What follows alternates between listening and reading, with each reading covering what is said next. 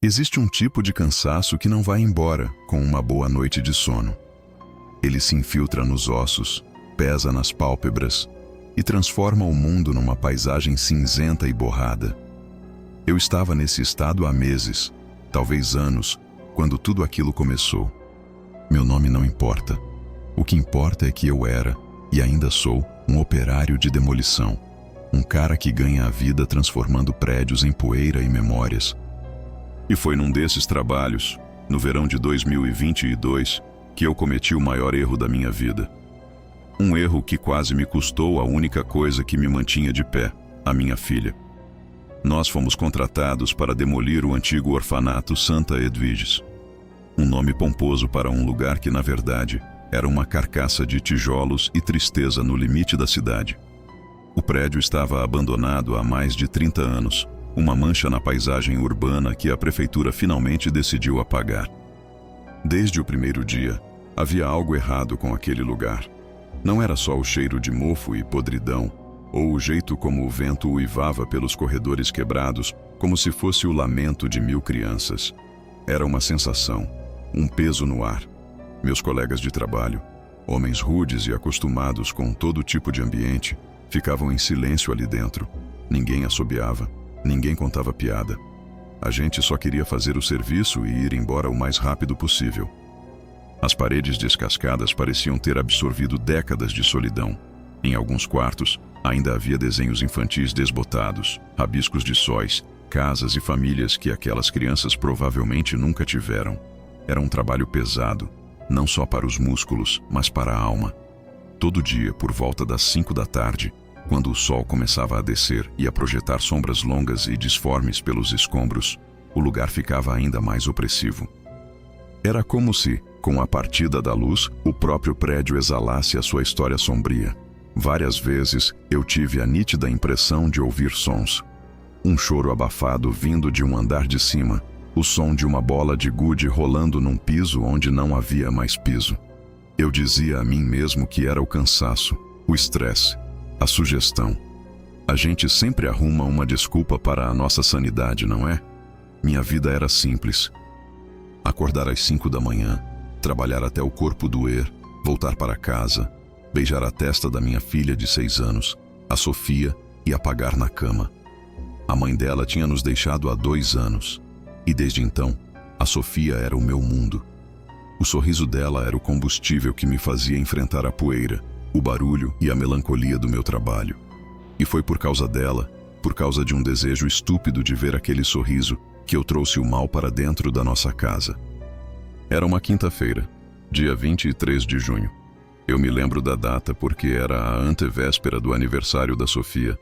Eu não tinha muito dinheiro para um presente grande, e a culpa por isso me corroía. Naquele dia, minha tarefa era limpar uma parte do porão que havia sido selada com tijolos há décadas. Ninguém sabia o porquê. Levei quase 2 horas para abrir um buraco na parede. O ar que saiu de lá era gelado, parado, com um cheiro adocicado e rançoso, como papel velho e doença. Lá dentro, a escuridão era total. A luz da minha lanterna revelou um pequeno cômodo, talvez um depósito esquecido. Estava cheio de berços de ferro enferrujados e caixas de madeira apodrecidas. Enquanto eu remexia nos escombros, minha lanterna iluminou algo no canto. Era um pequeno baú de madeira coberto por uma lona empoeirada. Diferente de todo o resto, ele parecia preservado. Curioso, eu o abri. Dentro, aninhado em veludo vermelho desbotado, estava ele. Um palhaço de porcelana.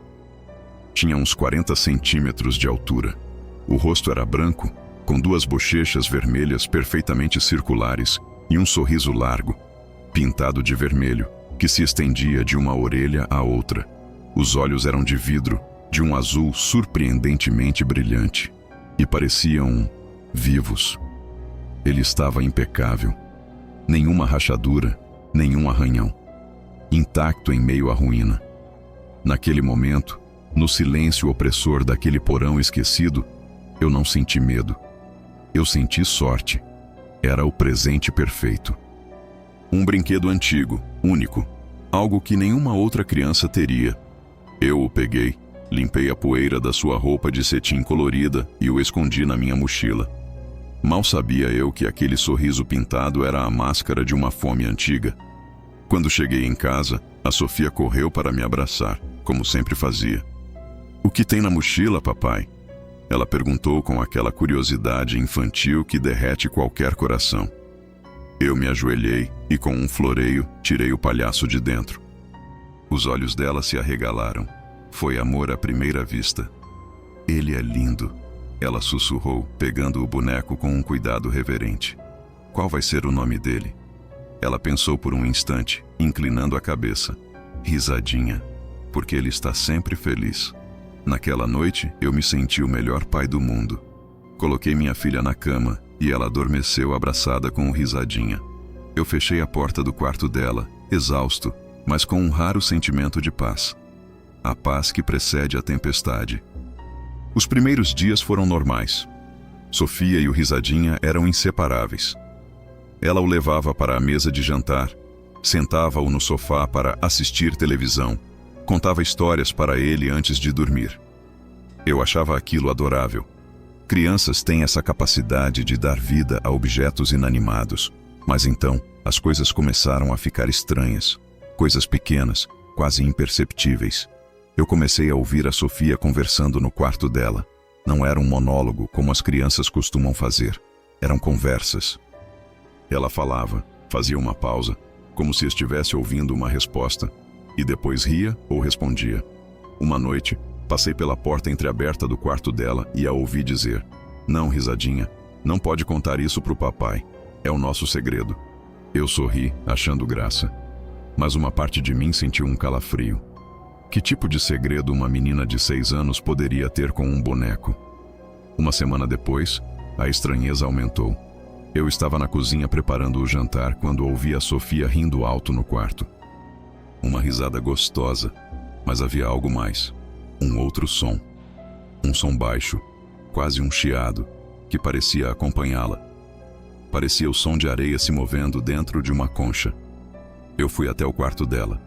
Ela estava sentada no chão, de costas para a porta, com um Risadinha no colo. "Com quem você está falando, filha?" perguntei. Ela se virou, e o sorriso dela vacilou por um segundo. "Com um Risadinha, papai. Ele estava me contando sobre a casa antiga dele." Gelei. "Que casa antiga, meu amor?" "O lugar onde ele morava com as outras crianças. Ele disse que lá tinha um porão escuro e que eles trancavam os meninos maus lá dentro." Meu sangue virou gelo. Não havia como ela saber daquilo. Eu nunca tinha contado a ela os detalhes do orfanato, muito menos sobre o porão onde encontrei o boneco. Tentei me manter calmo. "Filha, é só um boneco. Ele não fala." O sorriso da Sofia desapareceu completamente. Ela olhou para o palhaço e depois para mim, e com uma seriedade assustadora para uma criança da idade dela, disse: "Ele fala sim, papai. Ele só não quer que você ouça." A partir daquele dia, a atmosfera na nossa casa mudou. Aquele sentimento opressor do orfanato parecia ter me seguido até ali. Às vezes eu sentia um frio inexplicável em certos cômodos. O cheiro de mofo e poeira aparecia do nada e sumia em seguida. E o boneco? O boneco parecia estar sempre me observando. Eu o colocava na prateleira do quarto da Sofia, mas quando voltava, ele estava na cadeira. Ou no chão, virado para a porta. Eu perguntava a Sofia se ela o tinha movido, e ela sempre negava. "O Risadinha gosta de passear à noite, papai," ela dizia, com uma naturalidade que me apavorava. O comportamento da Sofia também estava mudando. Minha filha, que era doce e extrovertida, estava se tornando quieta, desconfiada. Ela parou de brincar com as outras crianças do prédio. Passava o dia todo trancada no quarto, sussurrando com o Risadinha. Comecei a notar desenhos novos pregados na parede do quarto dela. Eram desenhos sombrios, feitos com lápis preto. Crianças palito com rostos tristes, presas atrás de grades. E em todos os desenhos, no canto, havia a figura de um palhaço sorridente e uma sombra alta e disforme atrás dele. O ponto de ruptura aconteceu numa noite de sábado, no início de julho. Eu coloquei a Sofia para dormir por volta das 9 da noite. Deixei o Risadinha na prateleira de sempre, bem no alto. Fui para a sala assistir a um filme, mas acabei pegando no sono no sofá. Acordei de madrugada com a televisão desligada e a casa em completo silêncio. Eram 3h20 da manhã. Senti uma sede terrível e fui até a cozinha. Ao passar pelo corredor, vi que a luz do quarto da Sofia estava acesa por debaixo da porta. Meu coração acelerou. Fui até lá em silêncio e empurrei a porta devagar. Sofia estava sentada na cama, de costas para mim. A luz do abajur criava uma cena bizarra. Ela estava balançando para frente e para trás, murmurando algo que eu não conseguia entender. E na frente dela, sentado no chão, estava o Risadinha. Ela não estava segurando o boneco. Ele estava sentado, sozinho, erguido, como se uma força invisível o sustentasse. Eu fiquei paralisado no batente da porta, o medo me prendendo ao chão. E então, eu ouvi a voz. Não era a voz da Sofia. Era um sussurro rouco, sibilante, que parecia vir do próprio boneco. Ele está olhando, o sussurro disse. A cabeça de porcelana do Risadinha, sem mover o resto do corpo, girou lentamente na minha direção.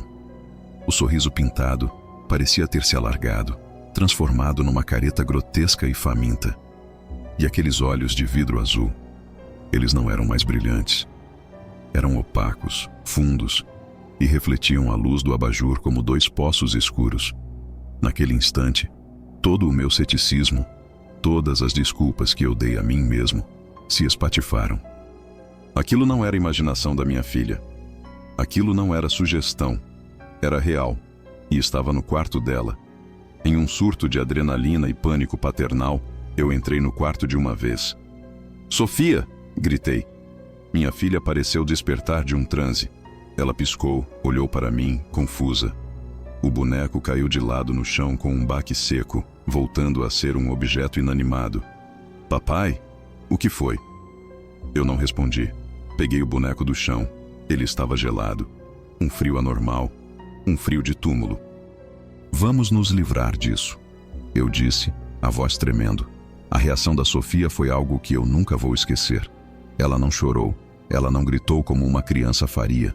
O rosto dela se contorceu em uma máscara de ódio puro, e ela falou com aquela mesma voz sibilante e rouca que eu tinha ouvido. "Você não pode. Ele não vai deixar." Ela pulou da cama e tentou arrancar o boneco das minhas mãos com uma força que uma menina de 6 anos não deveria ter. "Ele é meu amigo. Ele prometeu que nunca ia me deixar como a mamãe fez." Aquelas palavras me atingiram como um soco no estômago. Aquela coisa, aquela entidade, estava usando as inseguranças e a dor da minha filha contra mim. Com o coração partido, mas cheio de uma fúria protetora, eu segurei a Sofia com um braço e o boneco com o outro. Levei-a para a sala e a coloquei no sofá.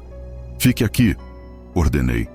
Corri para a porta da frente, abri e desci as escadas do prédio de 2 em 2 degraus. Fui para os fundos, para a área de concreto onde ficavam as lixeiras. Joguei o palhaço no chão duro. Ele não quebrou. Olhei para aquela cara sorridente e senti um ódio primitivo. Voltei correndo para o meu apartamento, peguei a maior marreta que eu tinha na minha caixa de ferramentas e voltei. Eu ia acabar com aquilo. Quando cheguei lá fora de novo, o boneco não estava onde eu o deixei. Ele estava a uns 2 metros de distância, encostado na parede, sentado, como se estivesse me esperando. Por um segundo, eu hesitei. Mas então, a imagem do rosto da minha filha, contorcido de raiva, e aquela voz demoníaca, me deram a força que eu precisava. Avancei e levantei a marreta. No momento em que o metal ia atingir a porcelana, eu ouvi um grito agudo na minha mente. Um coro de gritos, crianças chorando, implorando. E em meio a tudo isso, uma risada fria e cortante. Desci a marreta com toda a minha força. O som não foi de porcelana se quebrando. Foi um som úmido, um estalo seguido de um silvo agudo, como se o ar estivesse escapando de algo. O boneco se desfez em centenas de pedaços, mas não era pó de porcelana branca que estava ali. Era uma substância escura, quase preta, que se desfez em fumaça ao tocar o concreto, deixando para trás um cheiro horrível de ozônio e carne queimada. Eu fiquei ali, ofegante, a marreta na mão, olhando para os restos mortais de um pesadelo. Voltei para o apartamento.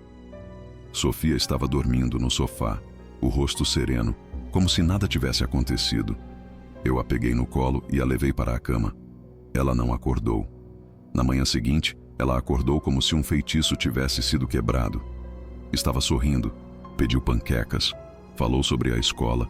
Ela nunca mais mencionou o Risadinha. É como se ele tivesse sido completamente apagado da memória dela. Para ela, a história acabou ali. Mas para mim, não. Nós nos mudamos daquele apartamento um mês depois. Eu não conseguia mais ficar ali. A mancha de fuligem no concreto dos fundos do prédio nunca saiu. Não importava quantas vezes chovesse. Eu larguei o emprego na empresa de demolição. Nunca mais pisei em um prédio abandonado. Minha filha está bem. Ela é uma criança feliz de novo. Mas o estrago que aquele brinquedo deixou em mim é permanente. Eu durmo mal. Qualquer barulho à noite me faz saltar da cama. Às vezes, quando a casa está em completo silêncio, eu acho que ouço algo. Um som muito baixo, quase imperceptível. Um eco na minha memória. O som de uma risada de porcelana. E eu me pergunto se eu realmente quebrei o boneco, ou se eu apenas libertei o que estava dentro dele. Por 27 anos, a minha câmera foi o meu escudo. Eu sou, ou melhor, eu era um fotógrafo forense. Meu trabalho era registrar a verdade, não importava o quão feia ela fosse. Fotografei cenas de crimes que fariam um homem comum perder a fé na humanidade, documentei as consequências de atos indizíveis e encarei a morte através da minha lente tantas vezes que ela se tornou apenas uma questão de composição, luz e exposição. A câmera criava uma distância segura, um filtro de vidro e metal entre a minha alma e o abismo. Eu não sentia o horror, eu o enquadrava. Eu o capturava em emulsão de prata. E nada, absolutamente nada, jamais tinha atravessado esse filtro. Até a noite em que fotografei a morte de Silas Croft. O nome dele talvez não diga muito hoje em dia. O tempo tem esse poder de lixar as arestas da história e transformar monstros em notas de rodapé. Mas no final dos anos 80, Silas Croft era o próprio mal encarnado. A imprensa o chamava de o colecionador de sorrisos, um apelido macabro para um homem que não apenas tirava a vida de suas vítimas, mas parecia roubar a alegria do mundo ao redor delas. Ele era um manipulador brilhante, um predador carismático cujo rastro de dor se estendeu por 5 estados.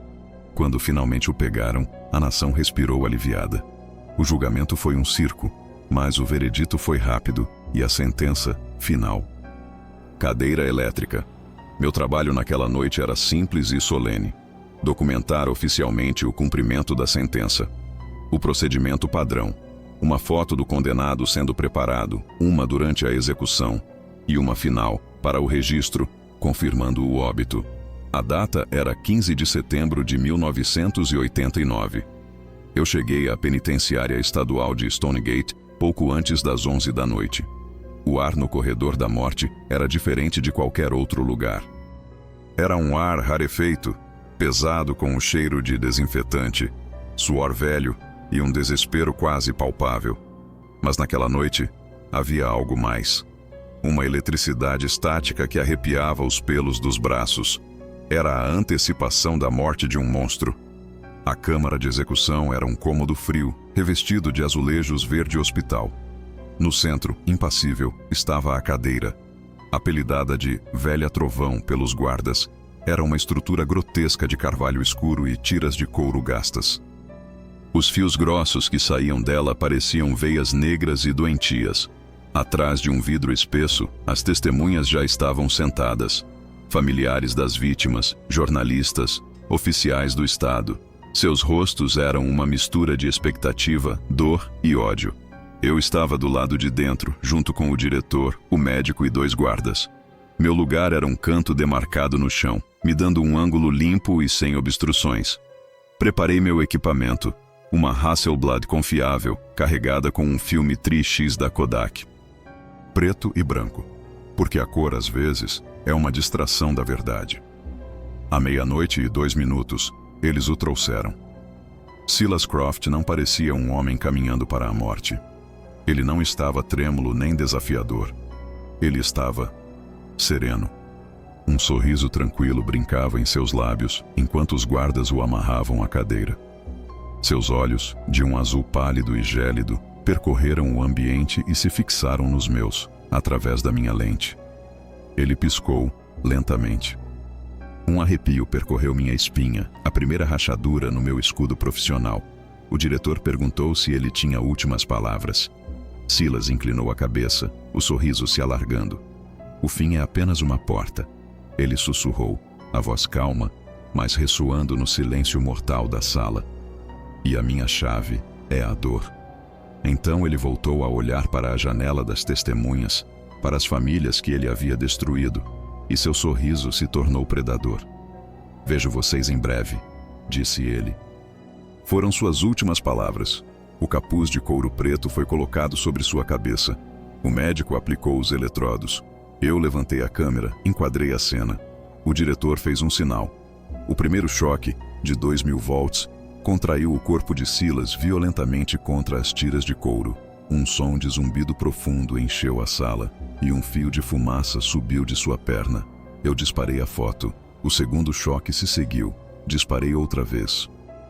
O cheiro de cabelo e carne queimada, um odor nauseante e único, se espalhou pelo ar.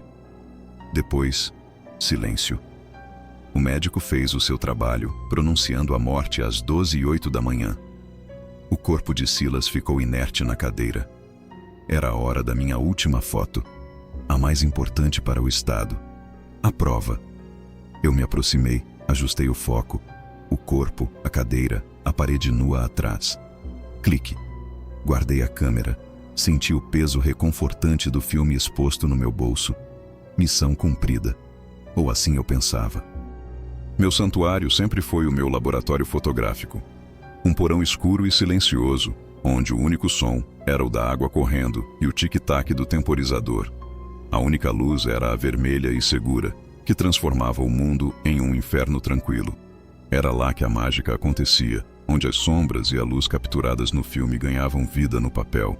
Naquela mesma noite, movido por um senso de urgência que eu não entendia, decidi revelar os negativos da execução. O processo era um ritual, algo que eu podia fazer de olhos fechados. Os químicos, as temperaturas, os tempos, tudo preciso, tudo controlado. Quando tirei o rolo do tanque de revelação, algo estava errado. No último negativo, o da foto tirada após a morte, havia uma mancha.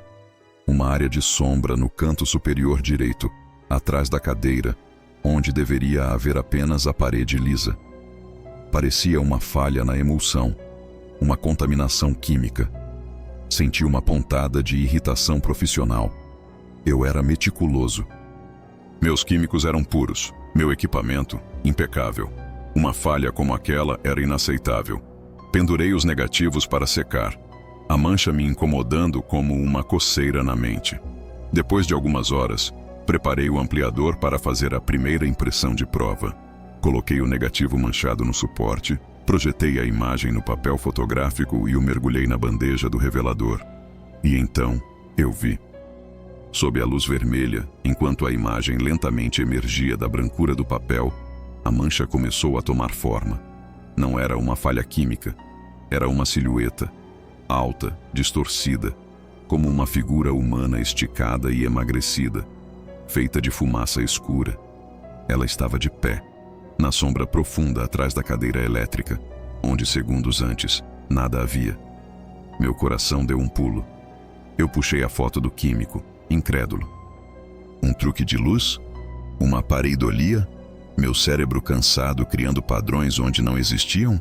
Joguei a impressão fora e tentei de novo, ajustando o contraste, queimando um pouco mais aquela área para escurecê-la, para apagar a mancha. Mas quando a nova imagem surgiu, a figura estava lá de novo. E desta vez parecia mais nítida, mais densa. Eu podia distinguir o que parecia ser um braço longo e fino, e algo que se assemelhava a uma cabeça, inclinada para o lado. Uma obsessão febril tomou conta de mim. Eu precisava entender aquilo. Era um desafio à lógica, as leis da física e da ótica que governavam meu mundo. Passei o resto da noite e o dia seguinte trancado no meu laboratório, imprimindo aquela mesma foto de novo e de novo. Cada impressão era uma experiência ligeiramente diferente. Em uma, a figura parecia mais alta, quase tocando o teto. Em outra, parecia ter se movido 1 centímetro para a esquerda. E com cada nova versão, um detalhe a mais emergia das sombras. Era como se eu não estivesse apenas revelando uma foto, mas ajudando algo a se desenvolver, a se formar. Eu estava exausto, vivendo de café e adrenalina. Comecei a ouvir coisas no silêncio do laboratório. O zumbido elétrico da cadeira, baixo, mas persistente. Sussurros indecifráveis que pareciam se esconder sob o som da água na bandeja. Eu dizia a mim mesmo que era a exaustão, a privação de sono. Mas o medo, um sentimento que eu não sentia há anos, começou a se infiltrar pelas rachaduras do meu escudo. Em desespero, peguei os outros negativos, os que tirei antes da execução. Revelei-os com as mãos trêmulas. A parede atrás da cadeira estava limpa, vazia. Então, peguei os negativos do momento dos choques. E foi aí que o verdadeiro terror me atingiu. Naquelas imagens, no instante em que 2000 volts atravessaram o corpo de Silas Croft, a própria textura do ar ao redor dele parecia se contorcer. O grão do filme se agitava e a energia elétrica parecia ser atraída para aquele ponto na parede, tecendo, fio a fio, a silhueta escura. A execução não tinha sido um fim, tinha sido um catalisador. A cadeira elétrica não tinha destruído o mal de Silas, tinha lhe dado uma nova forma, queimando sua sombra na própria realidade. Eu precisava ver. Precisava de uma última prova, uma impressão perfeita, com a máxima clareza, custasse o que custasse. Era a noite do terceiro dia desde a execução. Eu preparei tudo com uma precisão cirúrgica. O melhor papel, os químicos na temperatura exata, o tempo de exposição calculado ao milissegundo. Eu ia arrancar a verdade daquele negativo. Mergulhei o papel na bandeja. A imagem começou a surgir, mais rápido e mais nítida do que nunca. O corpo na cadeira, as tiras de couro, e atrás, a figura. Estava completa, perfeitamente focada. Era alta, esquelética, envolta em uma mortalha de estática escura. Tinha longos braços que terminavam em dedos como garras. E tinha um rosto, ou a ausência de um. Apenas 2 buracos negros e vazios, e um rasgo que sugeria um sorriso. O sorriso de Silas Croft. E então aconteceu. Na imagem, na fotografia que se formava na minha frente, a figura se moveu. Sua cabeça se ergueu.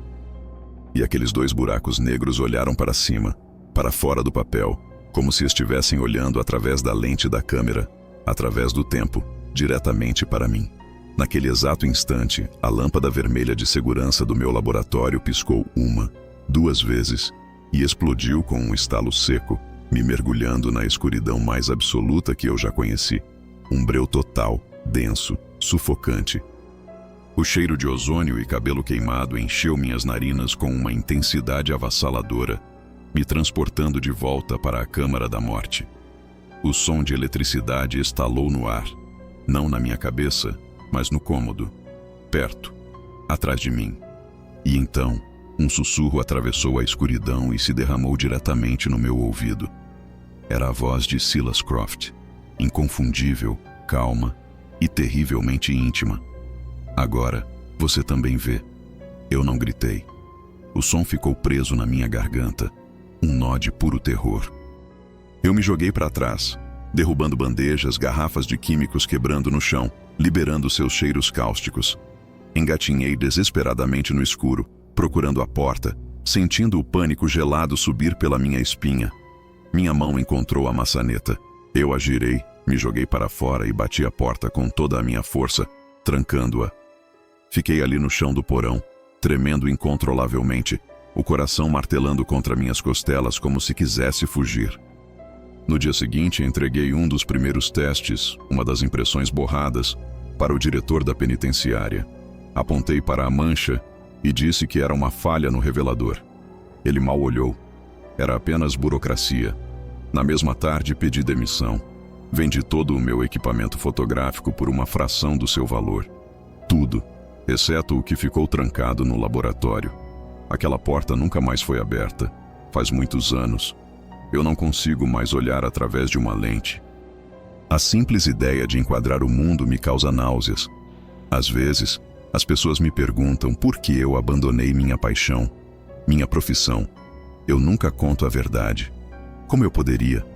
Como explicar que o mal, às vezes, é tão denso, tão pesado, que nem a morte consegue contê-lo? Como dizer que a energia de uma execução, em vez de punir uma alma, pode libertar a sua sombra? A fotografia perfeita de Silas Croft e seu companheiro sombrio ainda está lá, eu presumo. Sentada em sua bandeja de produtos químicos, em um quarto escuro e silencioso. Mas o medo real não é a foto. O medo é saber que eu a revelei. Eu a trouxe à luz. Eu a vi. E quando você vê algo assim também vê você. Às vezes, tarde da noite, quando passo por um espelho ou por uma janela escura que reflete o meu quarto, eu vejo, apenas por uma fração de segundo, uma forma alta e escura parada logo atrás do meu ombro. E ela está sempre, sempre sorrindo. Para a maioria das pessoas, o silêncio é a ausência de som. Para um rádio amador, o silêncio não existe. O éter está sempre vivo, sempre sussurrando. É um oceano de vozes, códigos e mistérios. Um coro invisível que atravessa paredes, continentes e, às vezes, o próprio tempo.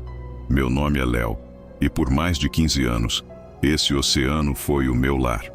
Meu quarto, que meus poucos amigos chamavam de A Toca, era o meu submarino. Um santuário de equipamentos, fios e o brilho suave dos dials, me protegendo do barulho caótico do mundo lá fora. Eu não buscava conversar com pessoas. Eu buscava o estranho. Caçava os fantasmas nas ondas curtas, os sinais que não deveriam estar ali. E minha maior obsessão sempre foram as estações de números. Se você não conhece, são transmissões misteriosas, encontradas em frequências específicas. Geralmente uma voz sintetizada, monótona, lendo sequências de números, letras ou palavras em código. A teoria mais aceita é que são mensagens para espiões em campo.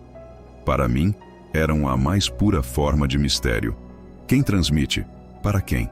O que significam aqueles números?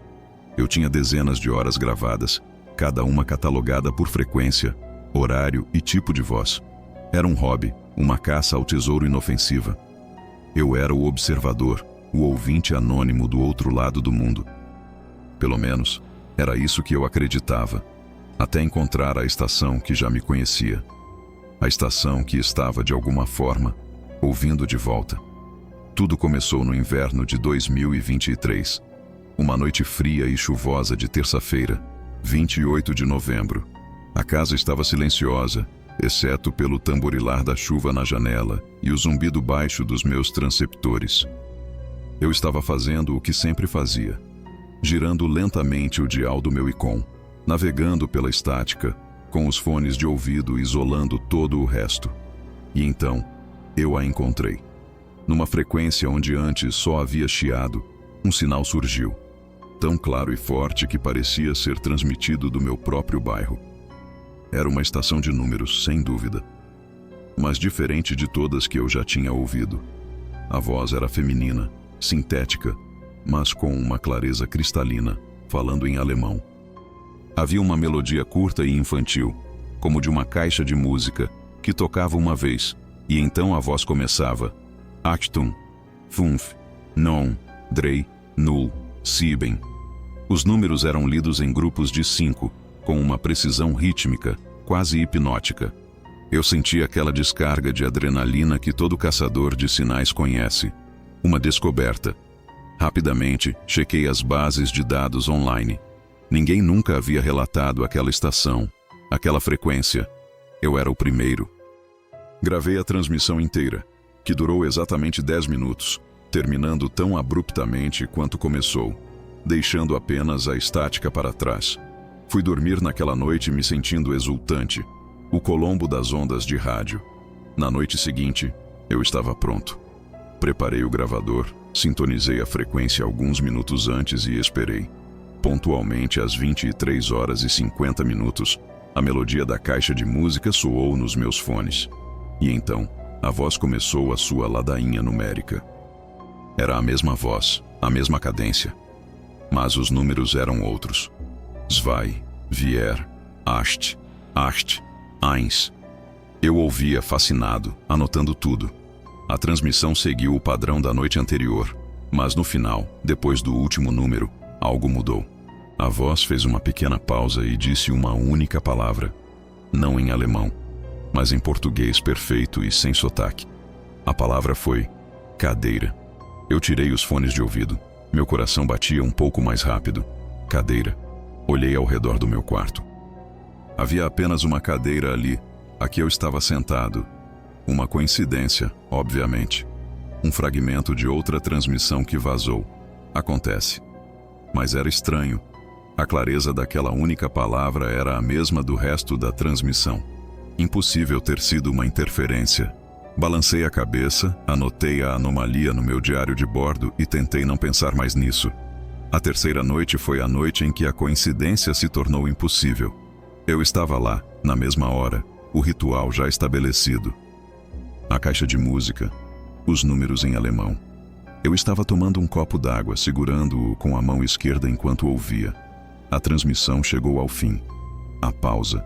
E então a voz. Mesa, de, madeira, mão, direita. Meu corpo inteiro se enrijeceu. Eu olhei para a minha mão direita. Ela estava pousada sobre a minha mesa de madeira. Eu não conseguia respirar. A transmissão se encerrou. Eu fiquei sentado em silêncio absoluto, apenas com o som do meu próprio sangue pulsando nos ouvidos. Como? Como ela poderia saber? A paranoia floresceu instantaneamente. Minha primeira suspeita foi a mais lógica. Eu estava sendo vigiado. Alguém tinha instalado uma câmera, um microfone na minha casa. Passei a manhã seguinte numa busca frenética. Usei um detector de radiofrequência. Procurei por lentes minúsculas, por qualquer coisa fora do lugar. Vasculhei cada centímetro do meu quarto, da minha casa. Não encontrei absolutamente nada. Nada. A ideia de que o sinal vinha de perto também não fazia sentido. Eu usei meu goniômetro para tentar triangular a origem. O sinal era difuso, parecia vir de todos os lugares e de lugar nenhum ao mesmo tempo, como se estivesse sendo transmitido da própria ionosfera. Naquela noite, a quarta noite, o medo lutava contra a minha necessidade de entender. Eu precisava de mais uma prova. Elaborei um teste. Sentei-me em frente ao rádio. Mas desta vez, executei uma série de ações deliberadas e aleatórias. Cocei a orelha esquerda. Peguei um livro de capa vermelha e o abri numa página qualquer. Cruzei e descruzei as pernas. Eu precisava ver se a voz conseguiria acompanhar. A transmissão começou. Meu coração parecia que ia sair pela boca. A sequência de números terminou. A pausa, e então a voz, ainda mais clara, ainda mais calma. Livro, vermelho, mão, esquerda, página, 112. Eu deixei o livro cair no chão. Era a página exata. O ar saiu dos meus pulmões. O pânico, frio e absoluto, tomou conta de mim. Aquilo não era um espião, não era uma pessoa. Era algo que via tudo, algo que não precisava de câmeras.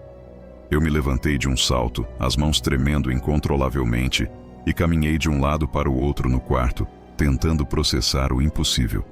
A voz continuou, saindo dos fones de ouvido que eu havia largado na mesa. Andando, em círculos, medo, crescendo. Ela estava narrando a minha crise de pânico em tempo real. Eu tinha que parar. Tinha que desligar o rádio, quebrá-lo, fugir. Mas eu não consegui. Corri para o rádio e, em vez de desligá-lo, peguei o microfone do meu próprio transmissor. Uma ideia louca. Eu ia responder. Apertei o botão. Quem é você? O que você quer? Gritei no microfone, a voz embargada pelo pavor. Não houve resposta.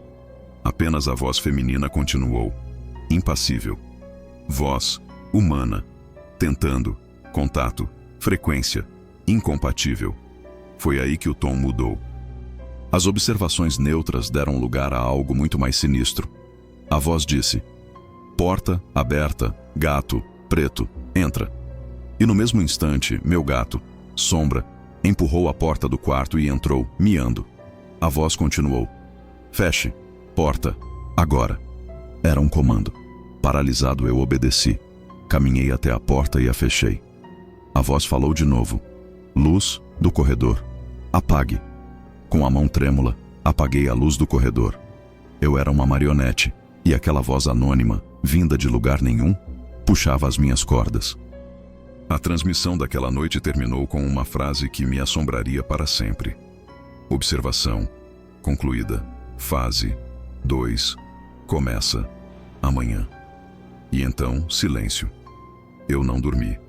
Passei a noite inteira sentado na minha cadeira no escuro, olhando para o rádio como se fosse uma bomba relógio. O que era a fase 2? Eu deveria fugir? Ligar para a polícia? O que eu diria a eles? Que um rádio estava falando comigo? Me internariam. Ao amanhecer, exausto e derrotado, tomei uma decisão. Eu precisava saber. Eu ia ouvir uma última vez. Precisava encarar o que quer que estivesse do outro lado daquele sinal. A quinta noite chegou. A casa estava mergulhada numa escuridão total. Desliguei todos os disjuntores, exceto o do meu quarto, que estava ligado a uma bateria de carro, totalmente offline, sem internet, sem telefone. Apenas eu, a chuva lá fora e o rádio. 23 horas e 49 minutos. Sentei-me, o suor escorrendo pela minha testa. Eu podia sentir cada segundo se arrastando. 23h50.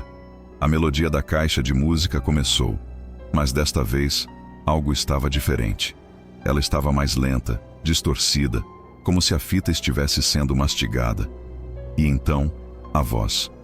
Não houve números, apenas palavras, lentas, deliberadas, pintando um retrato do meu próprio inferno particular. Homem, sentado, quarto, escuro, rosto, iluminado, pela luz verde do rádio. Era uma descrição perfeita. Mãos sobre a mesa, tremendo, suor na testa. A voz narrava cada detalhe do meu pavor com uma indiferença gélida. E então ela começou a descrever coisas que eu não podia ver. Coisas fora do meu campo de visão. Pôster, na parede, mapa, mundi, antigo, poeira, na prateleira, de cima. Meu sangue congelou nas veias. Eu estava preso, um inseto sob um microscópio. E então, a frase final. A frase que quebrou o que restava da minha sanidade. A voz disse, com a mesma calma de sempre: atrás de você. Um terror primordial, uma onda de pânico tão intensa que me roubou o ar, me paralisou completamente. Eu não conseguia me mover, não conseguia gritar. Meus olhos estavam fixos no rádio, mas toda a minha consciência estava focada no espaço vazio atrás da minha cadeira. Eu podia sentir uma mudança na temperatura, uma pressão no ar, a sensação inconfundível de estar sendo observado de perto. A voz falou uma última vez, não como uma observação, mas como um aviso. Não. Se vire. Houve uma pausa que pareceu durar uma eternidade. Ele não gosta. Então, a voz recitou uma nova sequência de números. Mas eu os reconheci. O primeiro grupo era a minha data de nascimento. O segundo, a data daquele dia. 29 de novembro de 2023. E então, pela primeira vez, a transmissão não terminou em estática. Terminou num silêncio absoluto. Um vácuo. Eu não me virei. Fiquei naquela cadeira a noite inteira, rígido. Cada músculo do meu corpo gritando enquanto eu sentia o peso daquele olhar invisível nas minhas costas. Só quando os primeiros raios de sol cinzentos da manhã entraram pela fresta da cortina, a sensação diminuiu. E eu corri. Corri para fora daquele quarto, para fora daquela casa, e não olhei para trás. Vendi a casa por uma ninharia, deixando para trás milhares de reais em equipamentos. Deixei meu santuário, agora profanado, para trás. Hoje eu não suporto o silêncio. A televisão está sempre ligada, a música sempre tocando. O oceano de vozes que eu tanto amava se tornou uma fonte de terror. Eu não sei o que era aquela estação. Não sei se era alienígena, interdimensional ou demoníaca. Mas sei de uma coisa. Ela não estava apenas observando. Ela estava abrindo uma porta. E algo atravessou. O pior é que o medo não ficou naquela casa. Ele me seguiu. Às vezes, quando estou andando na rua, sinto aquele mesmo arrepio na nuca. A sensação de estar sendo observado. E quando olho o meu reflexo numa vitrine escura, por apenas um instante, vejo um vulto atrás de mim. Um homem que eu não conheço. E ele está sempre sorrindo. Se esses relatos estão mexendo com você e você quer que o canal continue a explorar o desconhecido, por favor, curta o vídeo e se inscreva. É um apoio que faz toda a diferença e garante que mais histórias como estas sejam contadas. Agora, se prepare, porque a normalidade está prestes a ser quebrada novamente. Tem um ditado entre nós, caminhoneiros. A estrada fala. A gente só precisa aprender a ouvir. Eu passei 30 anos da minha vida ouvindo. Ouvi o ronco do motor me dizendo que o óleo estava baixo. Ouvi o assobio do vento me alertando sobre uma frente fria. Ouvi o silêncio de um pneu segundos antes dele estourar. Mas em todos esses anos, em milhões de quilômetros de asfalto, eu só ouvi a estrada falar de verdade uma única vez. E a voz dela não era a de um motor ou do vento. Era a de um homem morto. Todo caminhoneiro tem uma estrada que ele odeia. Uma que ele evita se puder. Não por causa dos buracos ou da falta de postos, mas por causa da sensação. Um trecho de asfalto que parece amaldiçoado, onde o ar é mais pesado e a solidão é mais profunda. Para mim, e para muitos outros da minha geração, essa estrada era a BR-119, mais conhecida pelo seu apelido, a Espinha do Diabo. Era um trecho de 200 quilômetros que cortava uma serra esquecida por Deus. Um lugar de curvas cegas, neblina traiçoeira e uma quantidade assustadora de cruzes fincadas na beira da pista, cada uma marcando o lugar onde a estrada tinha cobrado seu preço. Eu tinha uma regra de ouro, uma que meu pai, caminhoneiro antes de mim, me ensinou. Nunca dê carona na espinha do diabo, especialmente à noite.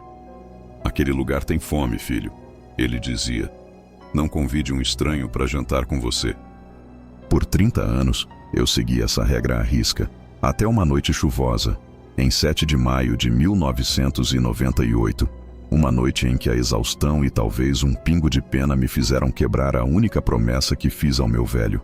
Eu estava há quase 16 horas ao volante, empurrando meu Scania, o Valente, carregado com 20 toneladas de grãos. A chuva caía sem piedade, um dilúvio que transformava a noite numa mancha de tinta preta. Os limpadores de para-brisa trabalhavam no limite. Sua batida rítmica era a única coisa que quebrava a monotonia da estrada à minha frente. A neblina descia da serra em lençóis grossos e fantasmagóricos, reduzindo minha visibilidade a poucos metros. Cada curva era um ato de fé. A cabine do Valente, meu pequeno mundo, cheirava a diesel, café requentado e cigarro. O rádio só pegava estática. Era eu, meu caminhão e a estrada faminta. Eu já estava no coração da espinha do diabo. O cansaço pesava em mim como uma carga extra. Meus olhos ardiam e as linhas brancas da pista começavam a dançar, a se contorcer na minha visão periférica. Eu sabia que precisava parar no próximo posto, que ficava a uns 50 quilômetros dali. 50 quilômetros que naquela noite pareciam uma viagem à lua. Foi então que eu o vi. Ele surgiu do nada, uma forma escura na beira da estrada, recortada contra o véu de chuva e neblina. Um homem, parado, imóvel. Ele não acenava, não fazia sinal. Apenas estava ali, como uma estátua, deixando a chuva encharcá-lo. Meu primeiro instinto foi seguir em frente. A regra do meu pai ecoou na minha cabeça, mas algo me fez hesitar. O homem parecia tão desolado, tão fora de lugar. O que alguém estaria fazendo a pé, numa noite como essa, no meio do nada? Um carro quebrado, talvez. Numa fração de segundo, a imagem do meu próprio filho, Se um dia precisasse de ajuda, passou pela minha cabeça. A compaixão, ou talvez a mais pura estupidez, venceu o medo. Reduzi a marcha e o valente parou com um longo chiado dos freios a ar, alguns metros à frente da figura. Olhei pelo retrovisor. O homem começou a andar na minha direção, devagar, sem pressa. Abri a porta do passageiro. Ele subiu na cabine em silêncio e fechou a porta. O som pareceu abafado, distante. O homem era magro, de meia idade, com um rosto marcado por vincos profundos. Usava roupas simples, uma camisa de flanela e calças de brim. Roupas que pareciam ter saído de outra década. Estava completamente encharcado, mas a água que escorria dele não formava uma poça no tapete de borracha. Parecia evaporar. Noite ruim para ficar a pé, eu disse, tentando quebrar o gelo.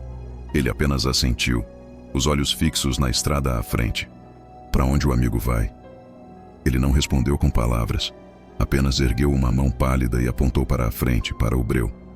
Entendi o recado. Ele só queria seguir em frente. Engatei a primeira e o valente voltou a se arrastar pela escuridão. Nos primeiros minutos, o silêncio dentro da cabine era mais pesado que a carga que eu levava. Era um silêncio denso, anormal. E então, veio o frio. Um frio que não tinha nada a ver com a chuva lá fora. Vinha de dentro. Senti um arrepio percorrer minha espinha. Olhei para o painel. O aquecedor estava no máximo. Mesmo assim, minha respiração começou a formar uma névoa na minha frente. O frio parecia emanar do homem sentado ao meu lado. Junto com o frio veio um cheiro. Um cheiro de terra molhada, de folhas em decomposição. O cheiro de um porão úmido e esquecido. Tentei de novo. A chuva não dá trégua, né? Essa serra aqui é perigosa com tempo bom, imagina assim. Ele se virou para mim pela primeira vez. Seus olhos. Eu nunca vou esquecer aqueles olhos. Eram escuros, fundos, e carregavam uma tristeza tão antiga, tão vasta, que me deixou sem palavras. Ele não parecia um homem, parecia a personificação da própria melancolia. Não é a chuva o perigo, ele disse. Sua voz era baixa, monótona, como se viesse de muito longe. O perigo está sempre no mesmo lugar. Continuamos por mais alguns quilômetros. Eu tenso, segurando o volante com mais força do que o necessário. Ele, uma estátua de gelo e tristeza. Eu conhecia cada palmo daquela estrada. E sabia que estávamos nos aproximando da pior parte. Uma curva fechada em declive, que terminava numa ponte estreita.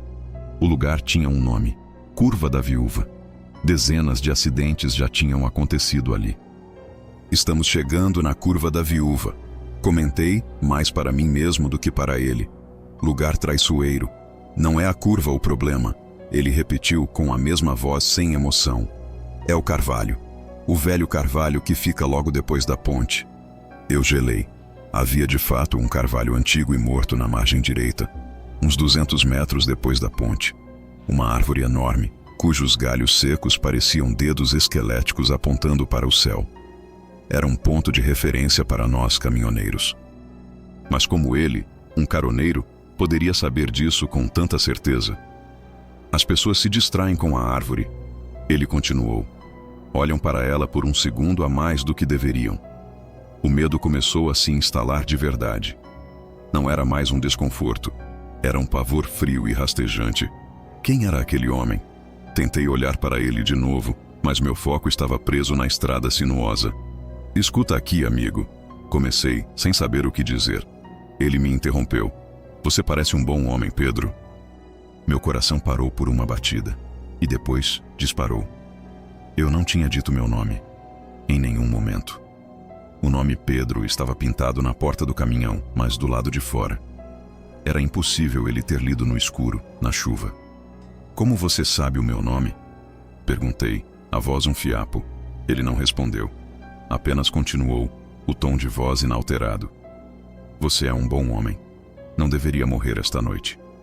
A cabine pareceu encolher ao meu redor. O ar ficou tão rarefeito que eu mal conseguia puxá-lo para os pulmões. O que você quer dizer com isso?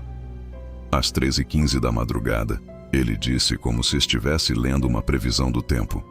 O pneu dianteiro esquerdo do seu caminhão vai estourar. sem aviso. Você vai estar saindo da ponte. O caminhão vai puxar para a direita. Você vai tentar corrigir, mas não vai dar tempo. Você vai bater no velho carvalho. Eu estava em choque. As palavras dele eram tão específicas, tão detalhadas. Era loucura, um delírio. Talvez ele fosse um louco fugido de algum lugar. Chega! Gritei. Desce do meu caminhão. Agora! Comecei a frear, o caminhão protestando no asfalto molhado. Parei no acostamento, o motor engasgando. Virei-me para ele, o rosto vermelho de raiva e pânico, pronto para arrancá-lo da cabine à força. O assento do passageiro estava vazio. Eu pisquei, incrédulo. A porta não tinha aberto. Eu não ouvi nenhum som. Ele simplesmente não estava mais lá. Estendi a mão e toquei o assento. Estava gelado e úmido. O cheiro de terra molhada ainda pairava no ar. Eu estava sozinho. Mas a presença dele, a voz dele, ainda ecoava na pequena cabine. Fiquei parado por alguns minutos tentando entender. Teria eu dormido ao volante? Teria sido um sonho, uma alucinação causada pela exaustão? Olhei para o relógio digital no painel. As luzes vermelhas mostravam 3 horas e 5 minutos. 10 minutos. A previsão do homem era para dali a 10 minutos. Um dilema infernal se instalou em mim. Minha mente racional gritava que era loucura, uma peça pregada pelo cansaço.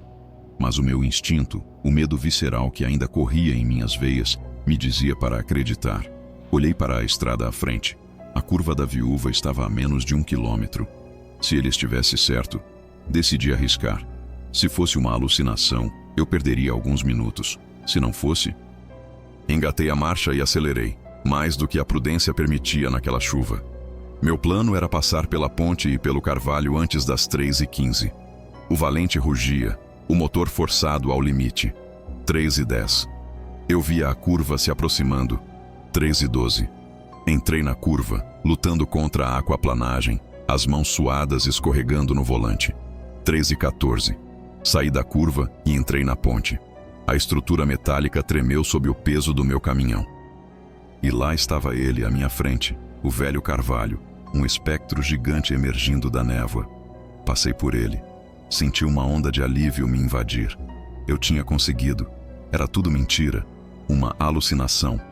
O relógio no painel virou para 3h15 da madrugada. Bang! O som foi como uma explosão de canhão. O pneu dianteiro esquerdo. A direção foi arrancada da minha mão com uma violência brutal. O caminhão guinou para a direita, exatamente como ele disse. Mas havia uma diferença crucial. Eu já tinha passado da árvore. O valente derrapou de lado no asfalto molhado, girando, o metal gritando. Eu lutei com o volante, uma batalha inútil contra toneladas de aço descontrolado.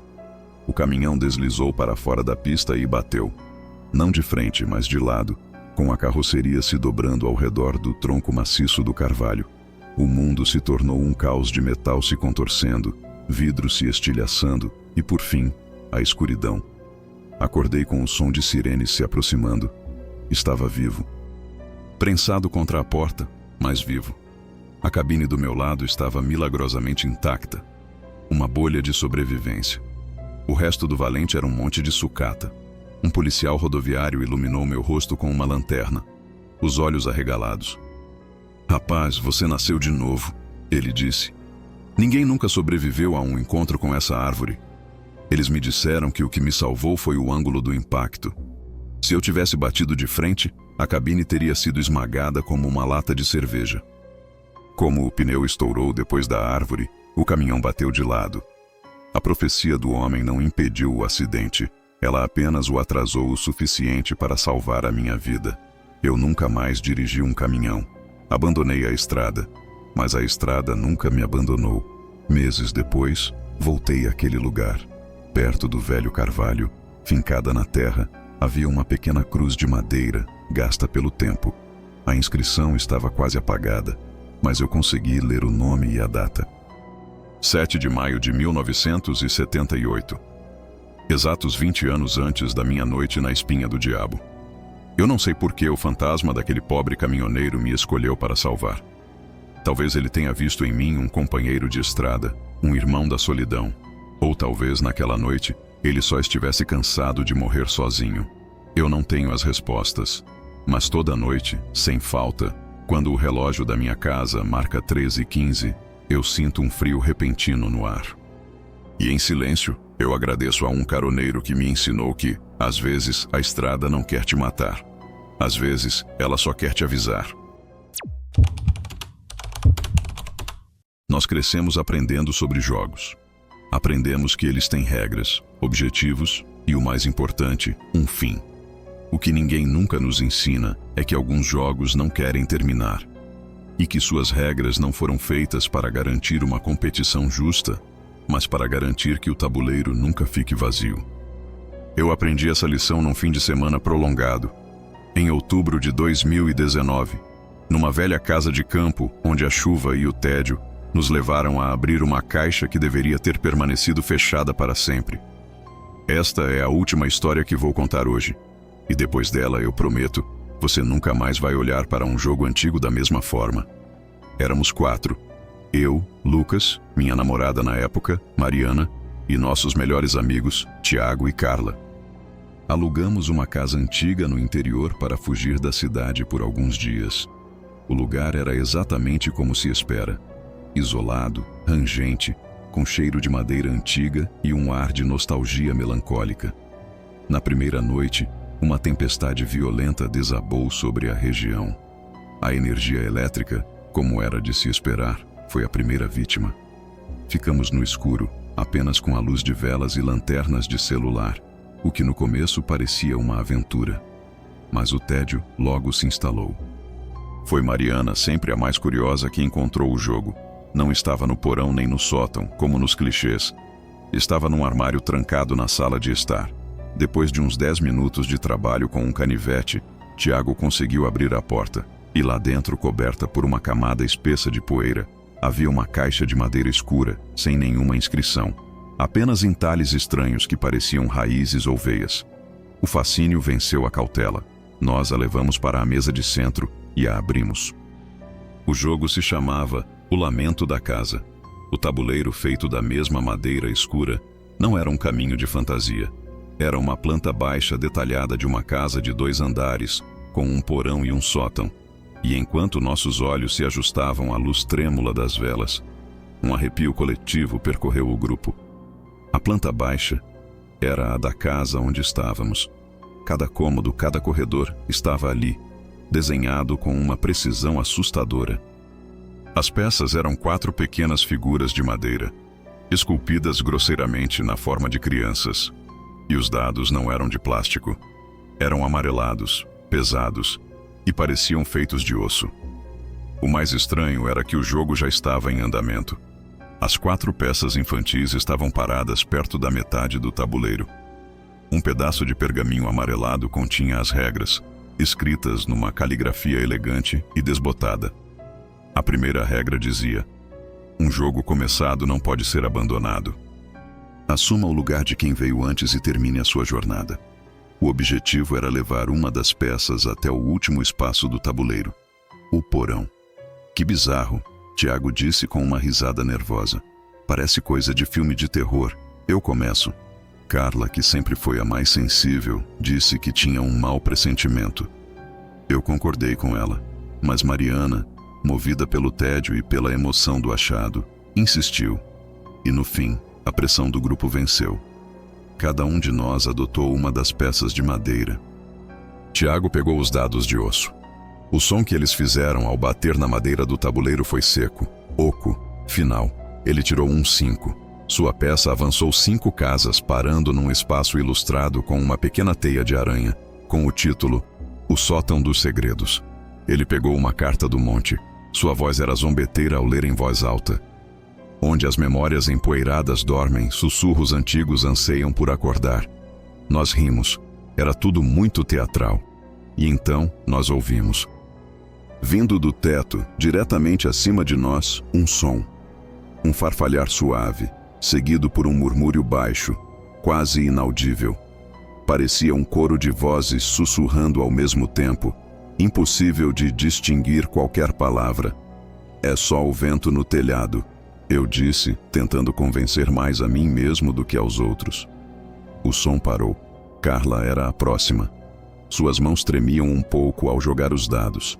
Ela parou num espaço chamado o quarto de ninar. A carta que ela leu com a voz fraca dizia: a canção de ninar nunca para, mesmo quando não há ninguém para ouvir. Ficamos em silêncio, esperando. E de um dos quartos do andar de cima, um som começou. O rangido rítmico e lento de uma cadeira de balanço. Creak, croak, creak, croak. Ninguém respirava. O rangido continuou por uns 30 segundos e depois parou. O medo na sala era palpável. Tiago já não sorria. Era a vez de Mariana. Ela nos olhou, os olhos arregalados, mas jogou os dados mesmo assim. Sua peça parou no corredor dos olhos. A carta dizia: eles observam das paredes, não o que você faz, mas o que você sente. Todos nós nos viramos instintivamente para o corredor escuro que levava aos quartos, cujas paredes estavam cobertas por retratos antigos dos donos da casa. Na luz vacilante das velas, as sombras dançavam nos rostos pintados, dando-lhes uma aparência de vida. E eu juro por tudo que é sagrado, que os olhos do retrato de um velho severo no final do corredor se moveram, nos seguindo. Mariana soltou um grito abafado. Eu quero parar de jogar, ela disse, a voz embargada. Não podemos, Carla sussurrou, apontando para a primeira regra. Um jogo começado não pode ser abandonado. Todos olharam para mim. Era a minha vez. Com o coração na garganta, eu joguei os dados. Caí na cozinha faminta. Peguei a carta. Onde a comida era guardada, uma fome diferente agora espera. Cuidado com a porta que se abre sozinha. Enquanto eu terminava de ler a frase, ouvimos um clique alto vindo da cozinha.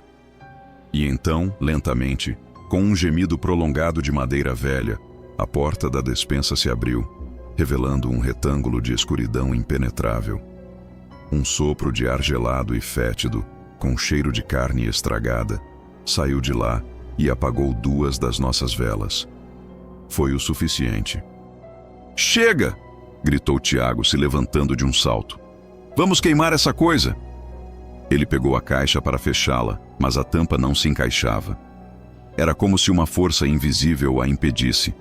E então, uma corrente de ar vinda de dentro da própria sala, onde não havia janelas abertas, apagou as últimas velas, nos jogando na escuridão total. Gritos. Pânico. Alguém ligou a lanterna do celular. O feixe de luz caiu sobre o tabuleiro. E o que vimos fez nosso sangue virar água. Nossas peças não estavam mais lá. Elas tinham desaparecido. E o livro de regras estava aberto numa página que não estava ali antes. A frase dizia: quando o jogo é rejeitado, a casa liberta os seus peões.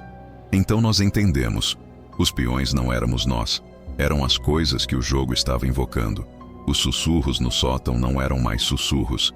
Eram vozes claras, chamando por nomes que não conhecíamos. O rangido da cadeira de balanço no andar de cima recomeçou, mais rápido, mais frenético. E do corredor escuro, ouvimos um som que não estava no jogo. O som de passos, lentos, arrastados, de alguém com uma perna ruim se aproximando de nós. Nós não estávamos mais jogando. Nós éramos as peças num tabuleiro muito, muito maior. O pânico total se instalou. Tiago tentou correr para a porta da frente, mas ela não abria. Estava trancada por fora, ou por dentro, por uma força que não era humana. Foi Carla quem, em meio ao caos, gritou: "O jogo! A gente precisa terminar o jogo! É a única saída!" Ela estava certa. Era a nossa única esperança. Corremos de volta para a mesa. Nossas peças de madeira tinham reaparecido, de volta em seus lugares. Os passos no corredor estavam mais perto. O som arrastado de um pé, seguido por um baque surdo, como se algo estivesse sendo puxado. Começou a rodada mais aterrorizante das nossas vidas.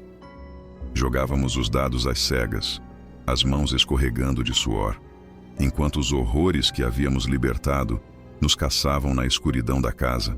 A cada jogada, um novo terror se manifestava. O banheiro dos lamentos, e ouvimos um choro de mulher vindo do lavabo. O jardim das crianças enterradas, e pequenas mãos sujas de terra arranharam as janelas da sala. Os passos no corredor chegaram à porta da sala e pararam. A maçaneta começou a girar lentamente. Estávamos a poucos espaços do fim. Era a vez de Mariana. A porta da sala se abriu com um rangido. Não havia nada ali, apenas a escuridão, mas sabíamos que não estávamos mais sozinhos no cômodo. Ela jogou os dados, chorando. Faltava um. Ela precisava tirar um para chegar ao porão e acabar com aquilo. Ela fechou os olhos e jogou.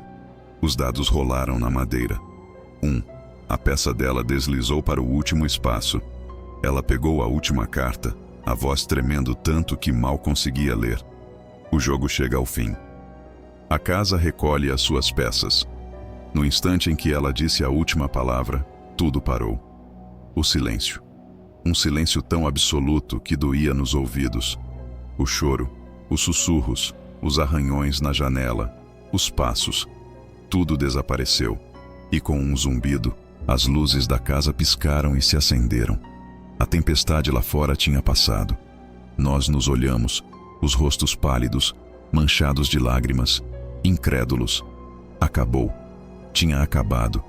Nós não esperamos o amanhecer.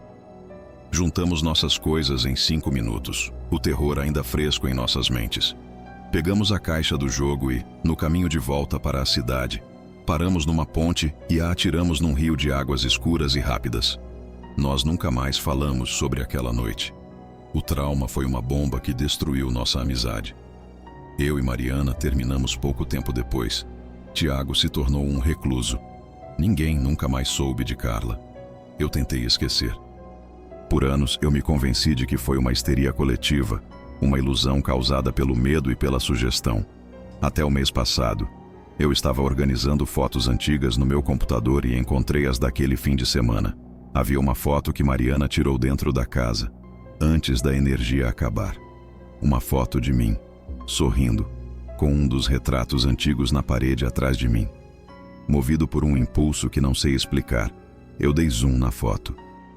Aumentei a imagem o máximo que pude, focando no reflexo do vidro que cobria a pintura. E lá, no reflexo escuro e distorcido, eu vi. Eu vi a sala. Vi a nós 4, antes de encontrarmos o jogo. E parados atrás de nós, na penumbra, quase invisíveis, eu vi 4 vultos. 4 pequenas silhuetas escuras, do tamanho de crianças.